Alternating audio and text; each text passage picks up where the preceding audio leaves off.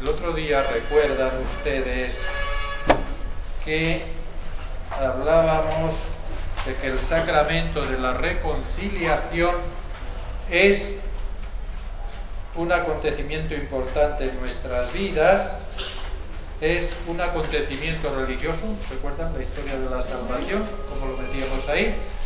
Dios nos hace una oferta y nosotros respondemos o no respondemos. No respondemos, eso es el pecado. Damos un paso más y decimos que el sacramento de la reconciliación es también un acontecimiento pascual. ¿Saben qué significa la palabra Pascua? El paso. Ya, paso, sí, ese es el sentido original, paso. Pascua es pasar, paso. Arranca de la situación del pueblo judío cuando sale de Israel hacia la tierra prometida, hace ese paso. De la esclavitud se encamina hacia la libertad. Bueno, después en el sentido evangélico, el sentido cristiano, la Pascua es, adelante, sí, la muerte y la resurrección de Jesús. Jesús pasa de este mundo al Padre. Esa es la Pascua del Señor. Y pasa de este mundo al Padre a través de la muerte y a través de la resurrección. Por eso, cuando se habla de la Pascua del Señor, se está haciendo referencia a su muerte y a su resurrección.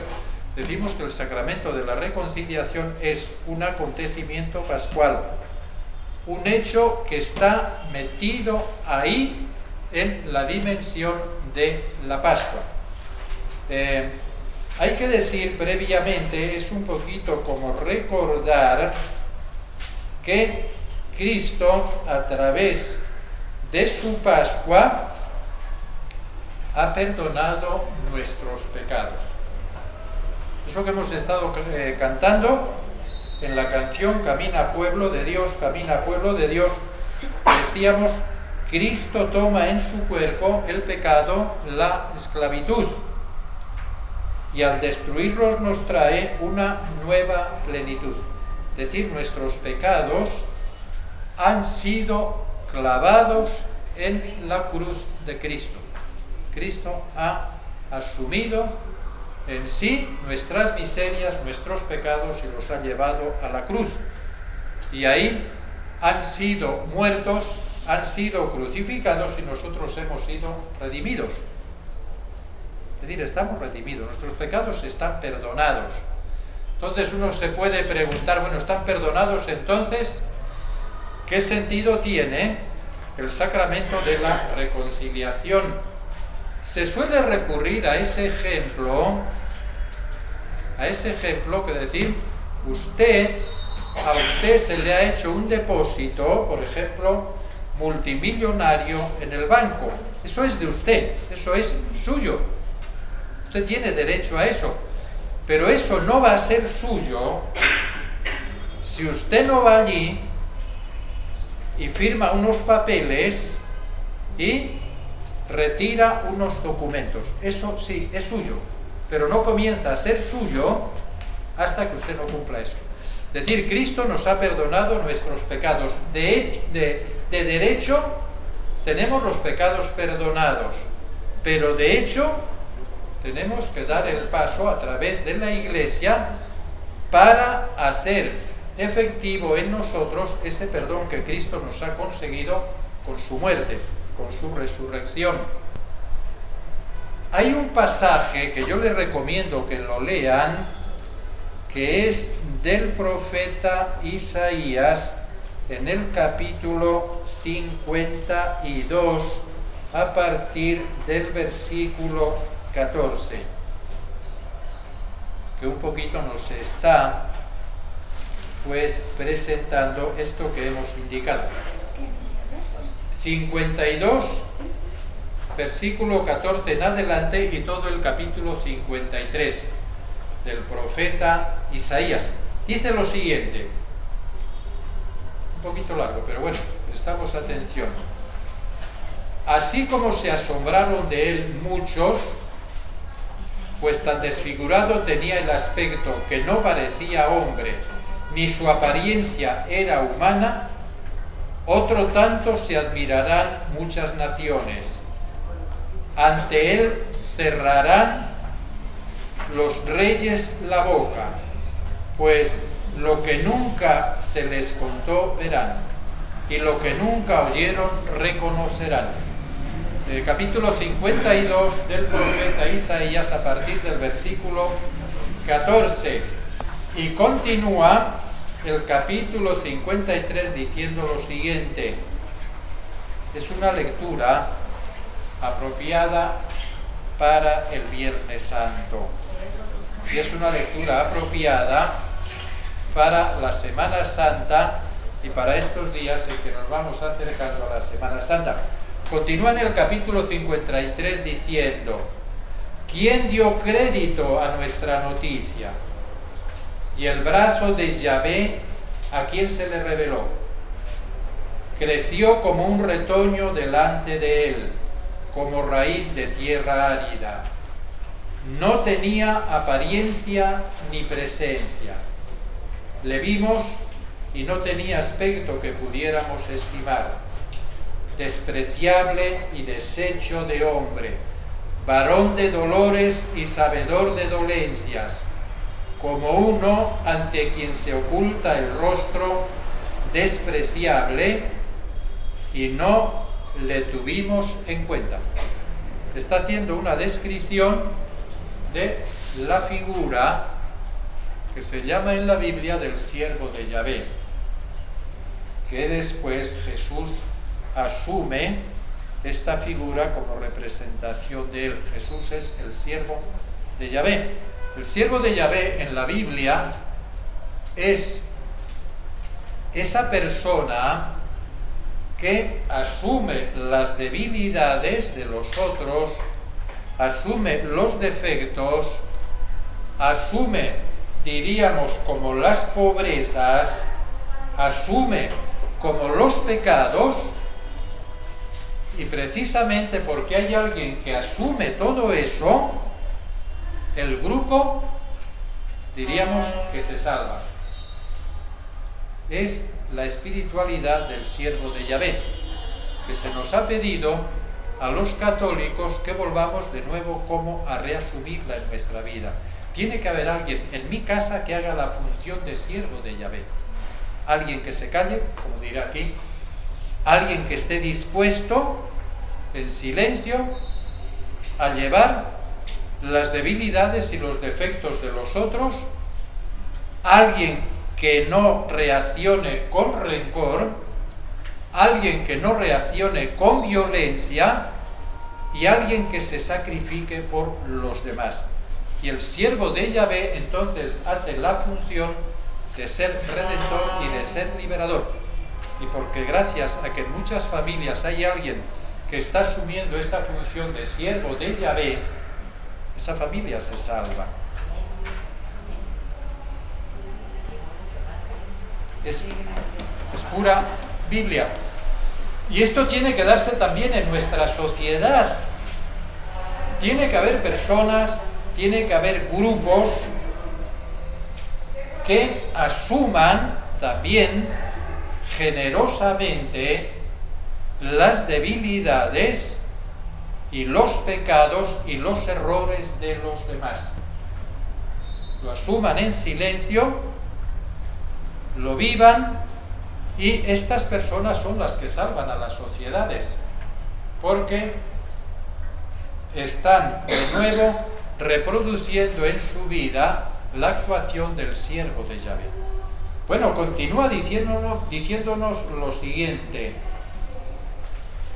Él ha sido herido por nuestras debilidades, ha sido molido por nuestras culpas. Esta es la figura de Jesús.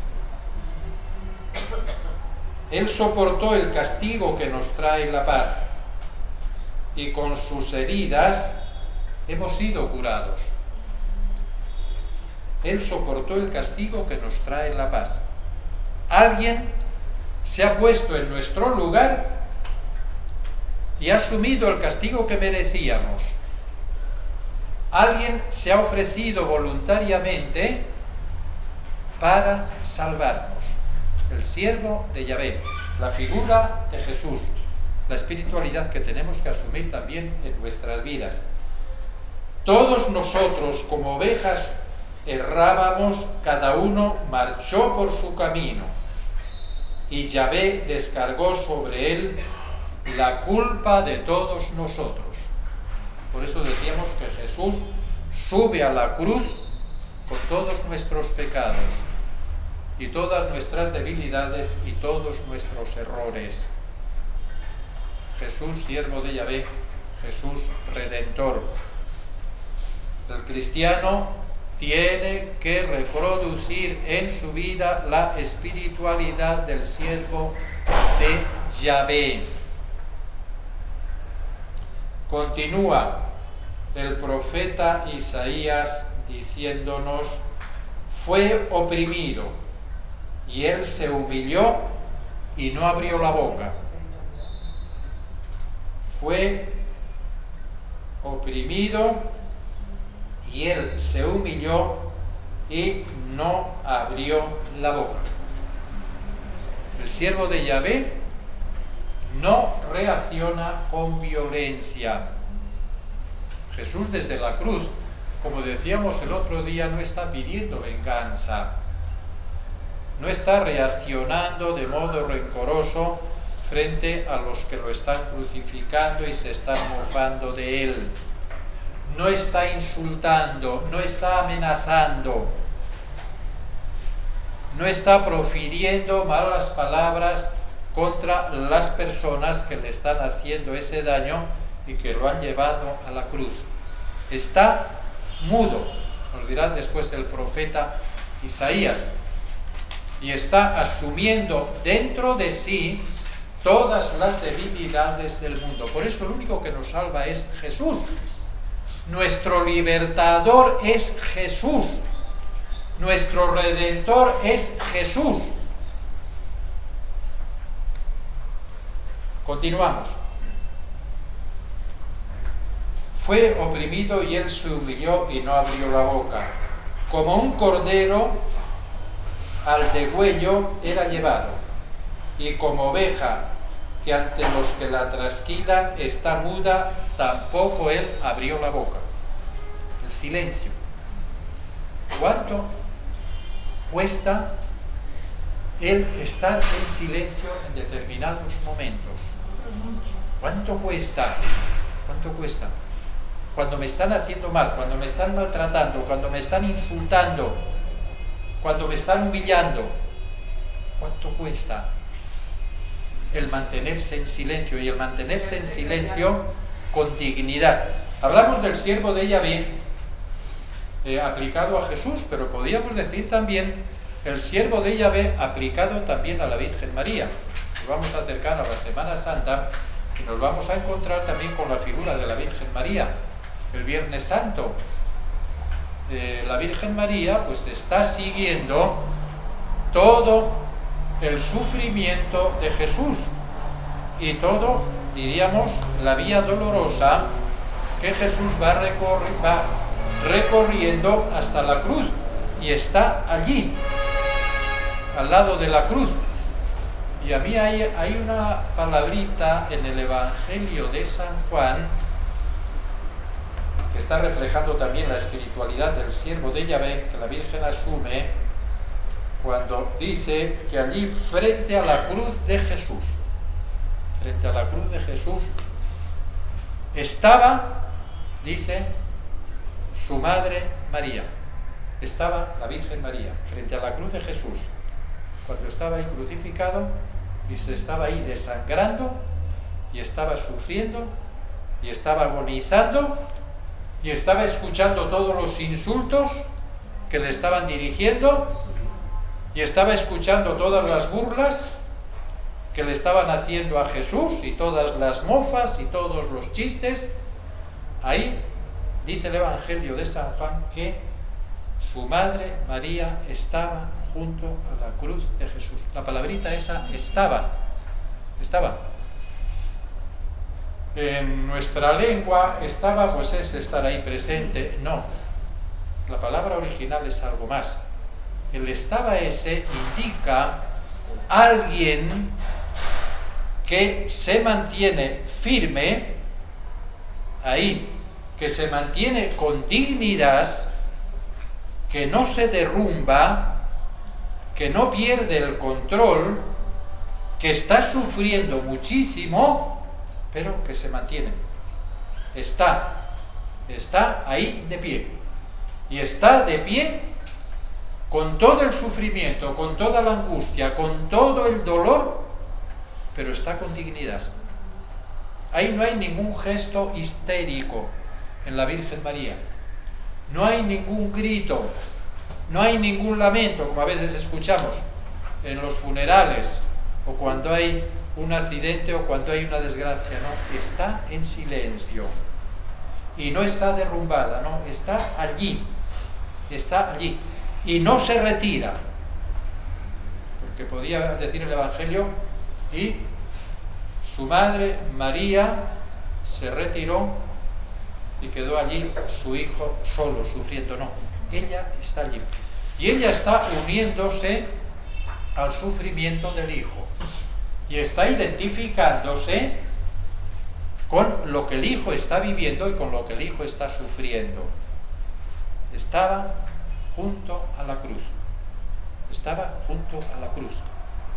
Qué palabrita tan bonita, y qué interesante es que esta imagen de la Virgen no la olvidemos nunca, sobre todo en momentos de dificultad. Es decir, la figura de María, ahí la tengo que mirar, ahí está, y está sufriendo, y está con angustia, y estaría posiblemente con unos deseos tremendos de no tener que pasar por ese momento, de no tener que estar en esa situación y en esa circunstancia.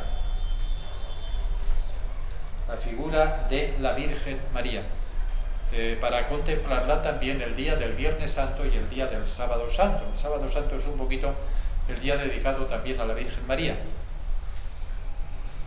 Y la Virgen María en ese momento pues no entiende lo que está pasando tampoco. No entiende, continúa creyendo y continúa fiándose de lo que ha dicho su Hijo Jesús, pero no entiende. Y a pesar de que no entiende, ahí está. Bueno, ya entenderé, ya comprenderé qué sentido tiene todo esto que está pasando. Ya habrá un momento en que vea cómo va a finalizar todo esto. No se retira frente a la dificultad, frente al obstáculo, frente al sufrimiento, frente al dolor. La Virgen no se retira, continúa ahí, como Jesús no se retira tampoco de la cruz. No huye de la cruz, la Virgen no huye de eso. Continúa aquí el profeta Isaías diciendo: tras arresto y juicio fue arrebatado, y de sus contemporáneos, ¿quién se preocupa? Tendríamos que hablar un día de la espiritualidad de la cruz, a partir de esta experiencia que está viviendo Jesús en estos momentos. No sé si podremos, porque dice aquí: ¿y quién se preocupa de Jesús? Nadie. El sentido de fracaso, el sentido de soledad, el sentido de incomprensión, el sentido a veces como de que he gastado el tiempo, el sentido de que nadie me entiende, el sentido de que nadie me agradece lo que he estado haciendo, el sentido del vacío. ¿Por qué me está pasando esto? ¿Para qué sirve esto? Esa es la experiencia que está viviendo Jesús en la cruz. Y esa es la espiritualidad también de la cruz. Tantas veces es que me han dejado solo, porque aquí Jesús está solo, es que me han dejado solo. Es que las demás personas se han alejado, se han ido. Es que yo me he quedado solito. Es que nadie me entiende qué es lo que he estado haciendo. Es que nadie me agradece el sacrificio que yo he estado realizando. Es que me siento vacío. Es que tengo una experiencia muy fuerte de soledad. Estoy aquí como perdido, nadie, aislado. ¿Para qué todo esto? ¿Para qué? Y no solamente para qué, sino que estoy oyendo palabras y me llegan frases que se están riendo de mí. El sentido ese también, de que además de la soledad por la que estoy pasando, del abandono en que me encuentro, tengo que hacer frente también a las burlas y al desprecio de los demás. Y que me están diciendo, pero bueno, ¿y para qué te ha servido todo esto? Estás haciendo el ridículo. ¿Para qué? Eso le dicen, bájate de la cruz. Bájate de la cruz. ¿No ves que nadie te hace caso? ¿No ves que nadie está contigo? ¿No ves que esto no sirve para nada? ¿No ves que todos aquellos que estaban muy cerca de ti se han ido y te has quedado tú solo? ¿No ves que nadie sintoniza con lo que tú dices y con lo que tú haces? Bájate de la cruz. Deja de continuar ahí. Comienza a vivir de otro modo y comienza a pensar de otro modo y comienza a hablar de otro modo. La espiritualidad de la cruz. La espiritualidad de la cruz. ¿De qué te sirve el estar callado? ¿De qué te sirve el no reclamar? ¿De qué te sirve el no protestar? ¿De qué te sirve el no rebelarte contra eso? ¿De qué te sirve? ¿De qué te ha servido todo eso? ¿Quién te lo agradece? Y esta espiritualidad hay que vivirla sobre todo en determinados momentos de la vida. Y hay que vivirla a veces en familia. No me entiende nadie en mi hogar. O no me entiende nadie de mis amistades. O no me entiende nadie de mi familia. Y nadie piensa como yo, y nadie siente como yo. Y nadie vibra con las cosas que yo vibro. Y me encuentro solo. Y me encuentro incomprendido. Y además como que me encuentro pues como bombardeado continuamente. ¿Para qué continuar viviendo así? ¿No ves que todo el mundo vive de otro modo? ¿No ves que todo el mundo piensa de otro modo? ¿No ves que todo el mundo actúa de otro modo? Espiritualidad de la cruz. Espiritualidad del siervo de Yahvé. Y en esos momentos decir, pues mira, en esos momentos tú te estás identificando con Jesús en la cruz. Y te estás identificando con el momento más rico y más salvador de Jesús. El momento en que Jesús está en la cruz. Y estás metiéndote en las dimensiones que pueden ser las más ricas también de tu vida. Continúa aquí, dice, tras arresto y juicio fue arrebatado y de sus contemporáneos, ¿quién se preocupa? Fue arrancado de la tierra de los vivos. Por la rebeldía de su pueblo ha sido herido. Por la rebeldía de su pueblo. Es decir, por nuestros pecados fue herido. Por nuestros pecados fue crucificado. Por nuestros pecados sufrió en la cruz. Y continúa, y se puso su sepultura entre los malvados y con los ricos su tumba. Por más que no hizo atropello ni hubo engaño en su boca. Y no hubo ninguna razón para que con Jesús hicieran esto. Eso que aparece en el Evangelio la opinión de la gente de que todas las cosas las hacía bien, de que era una persona buena. Bueno, entonces, ¿por qué está sufriendo? ¿Por qué está pasando por lo que está pasando? Nos lo dice aquí, porque cargó con nuestros pecados, con nuestras miserias, con nuestras debilidades, con nuestras pobrezas. Ha habido alguien que ha dicho: yo asumo la maldad de las otras personas, yo asumo los delitos de las otras personas, yo asumo los errores de las otras personas. Ahí está Jesús, está ahí en la cruz con todos nuestros pecados y con los pecados de toda la humanidad y con los pecados de todas las personas que han existido, que existimos y que existirán. Hay alguien que ha cargado con todo esto, y hay alguien que se ha puesto en nuestro lugar. Cantábamos en la canción: Cristo toma en su cuerpo el pecado, la esclavitud, al destruirlos en la cruz. En la cruz, con Cristo fueron crucificados también nuestros pecados, y en la cruz fueron muertos nuestros pecados. Al destruirlos nos trae una nueva plenitud, una nueva creación, un nuevo ser.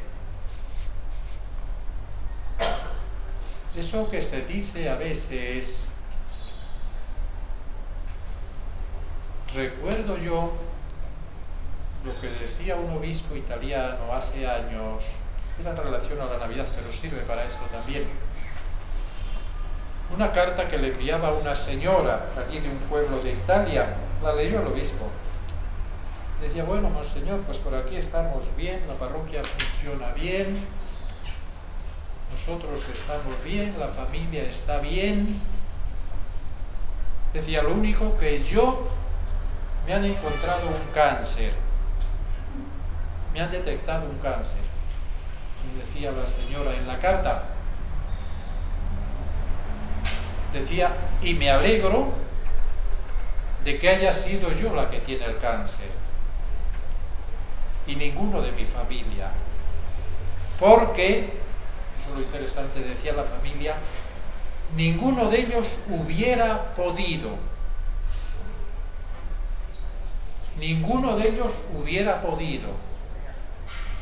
vivir esa situación y asumir ese sufrimiento y esa enfermedad. Ninguno de ellos. Me alegro de tenerlo yo. Bueno, esto se aplica también a Jesús. Ninguno de nosotros hubiéramos podido librarnos de nuestras miserias, de nuestros pecados, de nuestros errores, de nuestras pobrezas. Ninguno. Y ninguno podemos librarnos de ellos. Ha habido alguien que se ha puesto en nuestro lugar. Ha habido alguien que ha cargado con nuestras culpas. Ha habido alguien que ha cargado con nuestros delitos y ha subido a la cruz con ellos. Y ha subido a la cruz precisamente por ellos. Y ha sufrido por esos pecados y esos delitos que no eran los suyos. Por eso, lo que vamos a celebrar ahora en Semana Santa, el Viernes Santo, pues es la muestra mayor de amor. La muestra mayor de amor. Alguien totalmente inocente, totalmente limpio, sin ninguna culpa, sin ninguna razón para sufrir, que porque nos ama y porque nos ama de un modo infinito, como que le ha dicho al Padre Dios: bueno, yo voy a cargar con todos estos errores y todos estos pecados, y yo los asumo como míos, y yo voy a sufrir por ellos, y yo voy a redimirlos, y yo voy a morir por ellos. Ellos merecían la muerte, no, voy a morir yo por ellos. Este es el misterio del Viernes Santo. Este es el misterio del amor infinito. Entonces, por una parte, la cruz, lo que decía Juan Pablo II, la cruz es doble signo. Por una parte, el signo de la maldad humana, el signo de los atropellos, el signo de las injusticias a tantas personas o a tantas sociedades o a tantas naciones que se las crucifican, a tantos individuos que se los crucifican, que se los atropella, que se los trata injustamente, que se los oprime. ¿Hasta dónde puede llegar la persona humana en el orden de la maldad con la otra persona humana? Hasta deshacerle la vida, representado ahí en la cruz. Por una parte eso, pero por otra parte es el signo del amor humano. ¿Hasta qué punto también puede llegar la persona humana o la humanidad cuando se deja guiar en su vida por el amor? ¿Hasta dónde se puede llegar también? Hasta sacrificar y quemar totalmente la vida por la persona a la que amo, o por la sociedad a la que amo, o por la familia a la que amo. Mas le pareció bien a Dios quebrantarle con dolencias. Los dolores de Jesús son nuestros dolores. Si se da a sí mismo en expiación, dice, verá alargarse sus días, y lo que agrada a Yahvé se cumplirá por su mano. Por las fatigas de su alma, verá la luz se saciará. Por su conocimiento justificará mi siervo a muchos, y las culpas de ellos él soportará. Nuestras culpas es las que él lleva sobre sí. Por eso le dará parte entre los grandes. Cuando él llevó el pecado de muchos e intercedió por los rebeldes. Misterio de la Semana Santa, misterio del dolor, misterio del pecado, misterio también del amor y misterio de la redención. Aquí tenemos el camino de redención. Hay que redimir la familia. Bueno, habrá que mirar a Jesús. Y habrá que mirar a Jesús en la cruz. La Pascua y concretamente el misterio de la cruz de Jesús, de la crucifixión de Jesús, es la manifestación privilegiada y suprema del amor de Cristo a nosotros. Y la manifestación privilegiada del amor de Cristo al Padre Dios. Porque yo amo a la humanidad, me ofrezco a morir por la humanidad y me ofrezco a sufrir por la humanidad. La cruz no es signo de masoquismo, no es signo de masoquismo. Nosotros no nos alegramos ni nosotros disfrutamos con la cruz. No, seríamos sádicos, seríamos masoquistas. Nosotros en la cruz vemos otra cosa. Para nosotros la cruz es la expresión del amor de Jesús a la humanidad, la expresión del amor del Padre Dios, que no se reservó nada porque los amaba. Incluso sacrificó a su propio Hijo. Es decir, valemos tanto para Dios, somos tan importantes para Dios, nos ama tanto Dios, nos quiere tanto Dios, que no ha tenido ninguna dificultad en sacrificar por nosotros lo que más amaba, que era su propio Hijo. Entonces, la cruz es imagen, memoria de amor, de cómo es el amor. Para saber cómo tiene que ser el amor, hay que mirar a la cruz. Hay que mirar a la cruz. E imagen, por otra parte, de la maldad humana. La cruz es una protesta, se puede decir, contra la maldad humana, contra la injusticia, contra el atropello, contra el abuso, contra la muerte, contra la tortura, contra el maltrato, contra el robo, contra la corrupción, contra la delincuencia, contra los asesinatos. La cruz es una protesta contra todo eso. Es una protesta. Por una parte es una protesta, pero por otra parte está diciendo, además de todo eso, eso no va a salvar a la humanidad. Y eso no va a salvar a las familias. Y eso no va a salvar a las personas. Salva lo que la cruz también significa, que es el amor. Cuando las personas están dispuestas a imitar a la cruz de Jesús, lo que Jesús está expresando ahí a través de la cruz, y cuando las familias están dispuestas a esto, y cuando los países están dispuestos también a esto, las familias se salvan, y los países se salvan, y las personas se salvan. A veces hay alguien que dice que es que somos masoquistas, porque se podía llevar también pues colgado ahí una pistola, un revólver, porque con eso han matado a alguien. Hombre, es cosa totalmente distinta.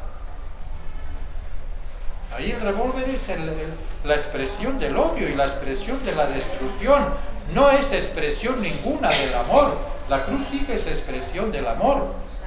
Y por eso cuando llevamos la cruz, que sepamos también por qué tenemos que llevarla. Porque yo protesto contra todo el mal que hay en el mundo. Y protesto contra el mal que yo incluso hago. Y contra el mal que llevo en mi vida. Y contra el mal que causo en mi familia. Protesto. Y protesto y por eso llevo aquí la cruz. Pero por otra parte, yo creo en que es más importante el amor que la violencia. Y esto que llevo es signo de que yo valgo muchísimo y de que los demás valen muchísimo. ¿Por qué? Porque ha habido alguien que siendo Dios no tuvo inconveniente, como nos dice San Pablo, el renunciar a su categoría de Dios y se hizo igual a nosotros, incluso menos que nosotros, hasta morir con una muerte de cruz. Es el signo de lo que yo valgo y es el signo y la expresión también del amor de Dios hacia mí y del amor de Dios hacia la humanidad. Y es la expresión de que yo quiero también reproducir en mi vida el amor de Jesús hacia vosotros. Como indicábamos antes, el sufrimiento no hay que verlo como una experiencia masoquista o sádica. No, nosotros somos cristianos y el sufrimiento tiene un valor redentor. Tiene un valor redentor. Quizá no entienda cómo, pero tiene un valor redentor. El mismo valor que tuvo el sufrimiento de Jesús en la cruz. Eso no hay que olvidarlo. Tiene un valor redentor. Y como tiene un valor redentor, no debemos malgastar esa riqueza que va encerrada en el sufrimiento humano. Yo recuerdo en estos momentos un obispo al cual yo admiré mucho, yo espero que lo beatifique dentro de poco, don Enrique Alvear, que cuando él estaba ya terminal, un cáncer también que le dio, y él estaba allí en el hospital o la clínica, y desde allí escribía él cartas a la zona que él atendía, Entonces recuerdo que él decía en una de las cartas a la gente: estoy en cama, no puedo ya moverme, estoy sufriendo mucho, les decía. Ahora yo no puedo dar catequesis, no puedo visitarlos a ustedes, no puedo darles charlas, no puedo tener reuniones con ustedes, no puedo hacer pastoral. Pero les decía, pero estos momentos en que yo estoy sufriendo, aquí, en la cruz de la cama, son los momentos pastorales más ricos de mi vida y más eficaces de mi vida. Los momentos más ricos de mi vida. Porque el momento más rico de Jesús fue cuando estuvo en la cruz. Y el momento más eficaz en el orden de redención y de salvación fue cuando estuvo en la cruz. Esto no hay que olvidarlo. Eso que se dice a veces, pues piadosamente, pero que tiene un sentido cristiano muy profundo: mire, ofrezca usted estos sufrimientos, esta enfermedad por tal cosa, por la familia, por el hijo, por los problemas que hay en tal sitio, por la iglesia, por el país, por la situación de violencia. Tiene un valor redentor. Eso por una parte. Por otra parte, hablábamos de que la Pascua está o comprende la muerte y la resurrección de Jesús. Muerte y resurrección de Jesús. Eso es la Pascua. Jesús pasa de este mundo al Padre. ¿A través de qué? A través de la cruz y la resurrección. Jesús resucita y Jesús es glorificado y Jesús llega, diríamos humanamente, a la plenitud de la vida a través de la cruz. Entonces hay que descubrir también ese sentido profundo que tiene el sufrimiento. Para resucitar, para superar situaciones deshumanas en el hogar, para superar situaciones deshumanas en la sociedad, para superar situaciones deshumanas personales, tengo que asumir la experiencia de la cruz. Es decir, tengo que crucificar, cada uno sabrá qué es lo que tiene que crucificar. Tengo que crucificar esto. Tengo que dar muerte a esto. Tengo que clavar en la cruz esto. Tengo que darle muerte. Y a partir de ahí, yo voy a comenzar de algún modo ya a experimentar resurrección. La resurrección es la experiencia, así en pocas palabras, más profunda de la plenitud de la vida humana. Entonces, ¿por qué he muerto a esto y a esto y a esto? ¿Por qué he muerto al egoísmo, al mal carácter, al mal lenguaje, a la violencia, a la falta de educación, a las malas costumbres, a las malas reacciones, a los rencores, a las hipersensibilidades que tengo? ¿Por qué he muerto a todo eso o voy intentando morir a todo eso? Voy comenzando a resucitar y voy comenzando a ser otra persona distinta. Y porque en la familia vamos muriendo a todo esto, la familia como que está comenzando a nacer de nuevo y está comenzando a aparecer una nueva familia. Y la familia estaba muerta y ha comenzado también a vivir, ha comenzado a resucitar. Para resucitar, primero hay que tener la experiencia de la cruz, esto en la vida. Para graduarse de médico, que eso es muy glorioso y muy bonito y muy agradable, primero hay que tener la experiencia de la cruz. Tengo que asistir 7 años a clases, tengo que sacrificar tantos fines de semana que yo quisiera estar por ahí en fiesta, tengo que dejar de ver tales programas, tengo que ir a tales fiestas, tengo que dejar de encontrarme con tales amigos o tales amigas, tengo que acostarme más tarde, tengo que ir todos los días a la clase y hacer las labores y las tareas que me corresponda. Eso es duro. Bueno, eso es la experiencia de la cruz. Y al final te encuentras con la gloria y la resurrección. El camino que recorrió Jesús es el camino de la vida.